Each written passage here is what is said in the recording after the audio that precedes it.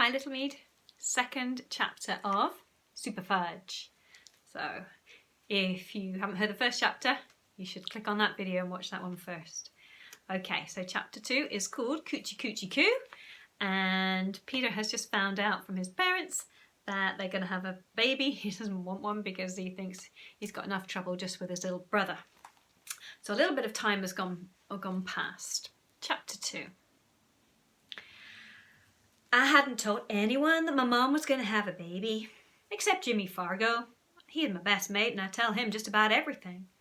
And Sheila Tubman knew, because she lives in our apartment block and she could see that Mom was pregnant. "She's very old to be having a baby, isn't she?" Sheila asked one afternoon. "She's 34, I said. Sheila opened her mouth. "Oh, she's really old." "She's not as old as your mother," I said. I had no idea how old Mrs. Tubman was, but Sheila's sister Libby is 13, so I guess that Mrs. Tubman was older than Mom. "Yeah, but you don't see my mother having a baby, do you?" Sheila asked. "No, but..." I couldn't think of anything else to say. I didn't understand what she was getting at anyway. When I went upstairs, I asked Mom, "Isn't 34 old to be having a baby?" "I don't think so," Mom said. "Why?" "Just wondering." "Grandma had Aunt Linda when she was 38. Oh, well, so my mom wasn't the oldest woman in the world to be having a baby. And Sheila didn't know what she was talking about, as usual. On February 26th, while my 5th grade class was on a trip to the Metropolitan Museum of Art in New York City, my sister was born. Later, I found out that she was born at exactly 2:04 in the afternoon, just as we were in the Egyptian room studying the mummies. They named her Tamara Roxanne, but for weeks everybody just called her the baby. The baby is crying, the baby is hungry, shh, the baby is sleeping. Soon, instead of calling her the baby, Mum started saying dumb things like, "How's my little Tootsie Wootsie?" As if the baby could answer her. "Does my little Tootsie Wootsie need to be changed?" "Yeah, almost always." "Does my little Tootsie Wootsie need a feeding?" "Yeah, almost always."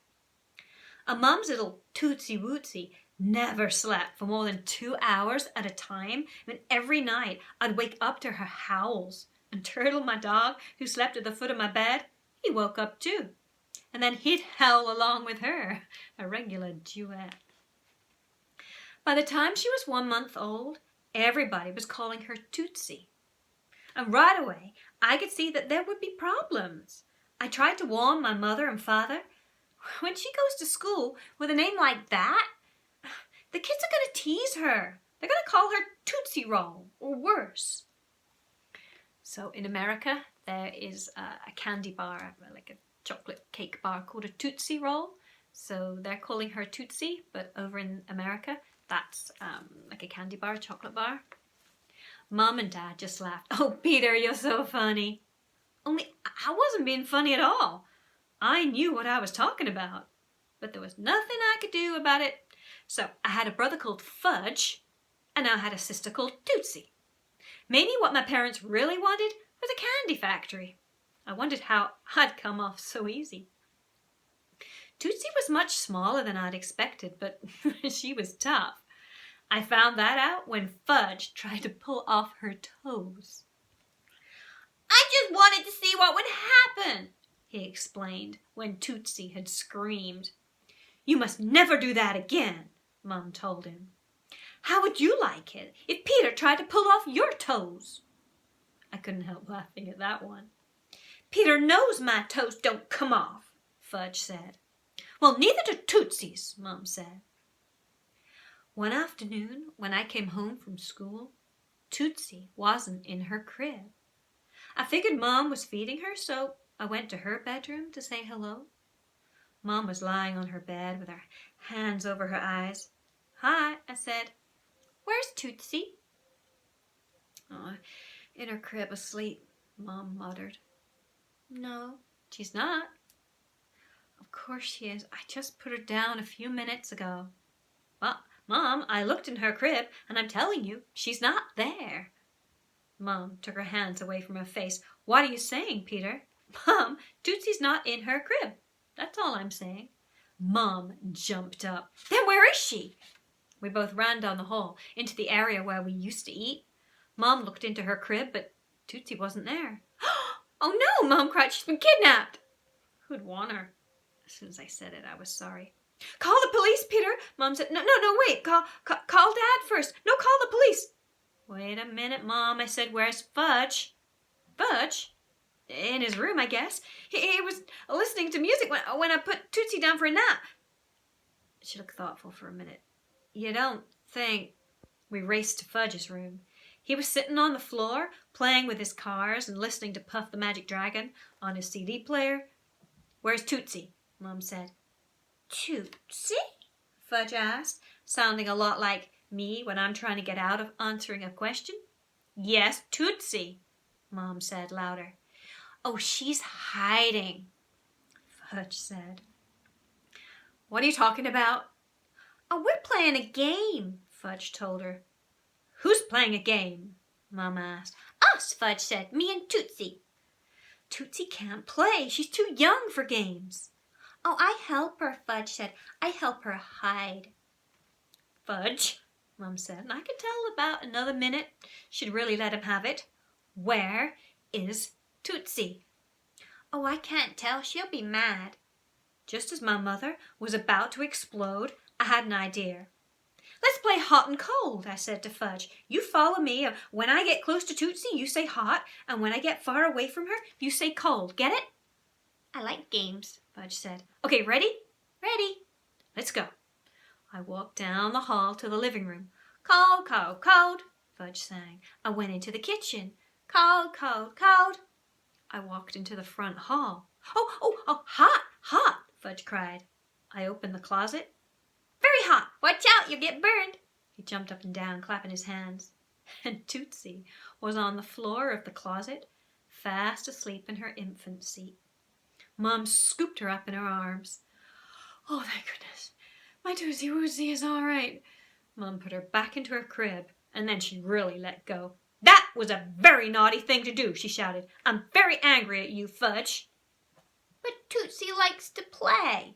Have you hidden her before? Yes.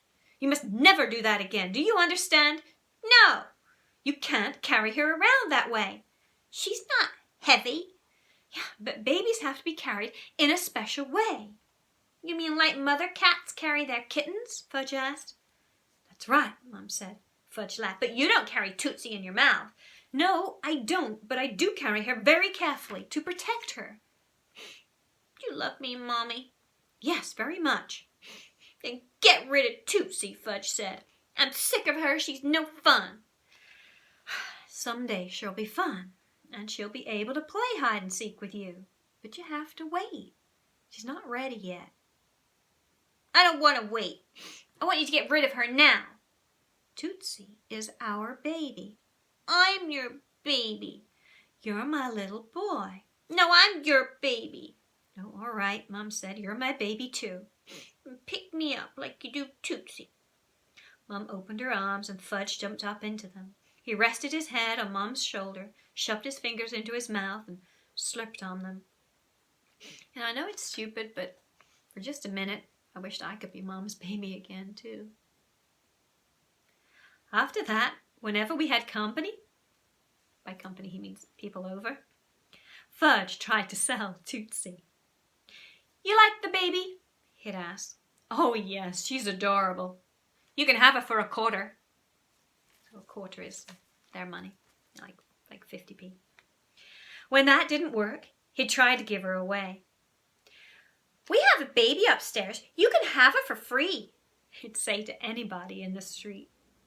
When that didn't work, he tried to pay to have someone take her away. I'll give you a quarter if you take her to your house and never bring her back. He tried that with Sheila Tubman.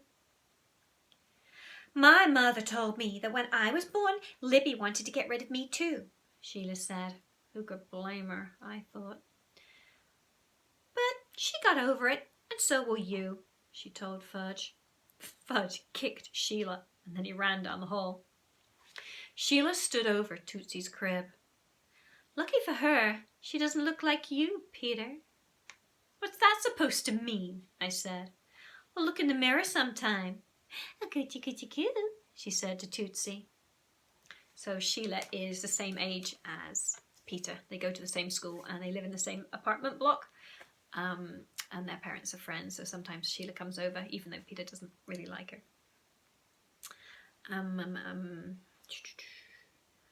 We talk to her like she's a regular person, I said. Oh, she's not a regular person, Sheila told me. She's a baby. So, do you have to make all those stupid noises at her? But she likes them. Watch this. If I tickle her under her chin, she smiles. Yeah, looks like she's smiling, but really it's just gas. Oh no, Tootsie is smiling for me, aren't you, you precious little thing? It did look like Tootsie was smiling. But why would anybody smile at Sheila Tubman, even a baby? That night, Fudge climbed into Tootsie's crib. I'm the baby, he said. Ga, ga, ga. Dad lifted him out of the crib.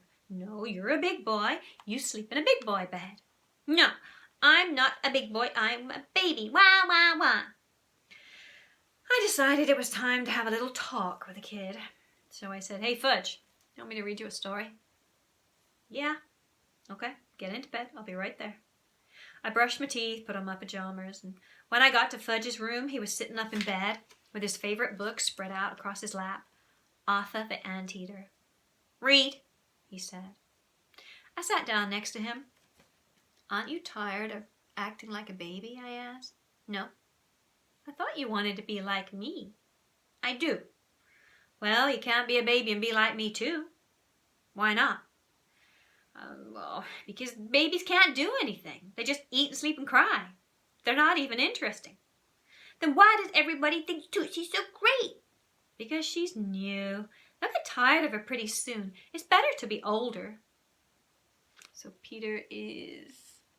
Oh, is he 10, 11 now maybe? No, yeah, maybe 11. Yeah, a couple of years have gone by since the last book. It's better to be older. Why? Oh, we get more privileges. What's privileges? It means we get to do things that she can't. Like what? Well, like staying up late and watching TV and all sorts of things. I don't get to stay up late. You do. Yeah, that's because I'm the biggest brother. But you'll get to stay up later than Tootsie. When? Well, when she's 4 and you're 8. You'll get to stay up a lot later. And you'll go to school and you'll know how to read and write and she won't. And, read, Fudge said, sliding down under the covers.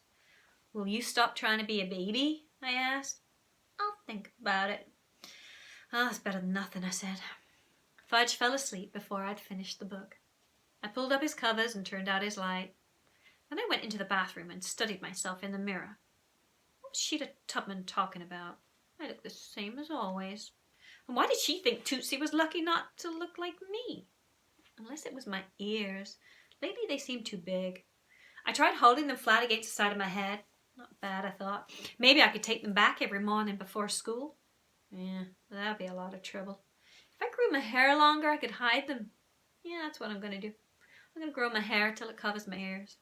I yawned. When I yawn and I look in the mirror, I see my tonsils. I went to my room, got into bed and fell asleep. Yeah, who cared what Sheila Tubman thought anyway? That's the end of chapter 2. Tomorrow's chapter is called Another Something Wonderful. What's that going to be? Another change for Peter. Okay. Hope you're enjoying these stories. They're by Judy Blume. She's an American author. See you tomorrow. Bye.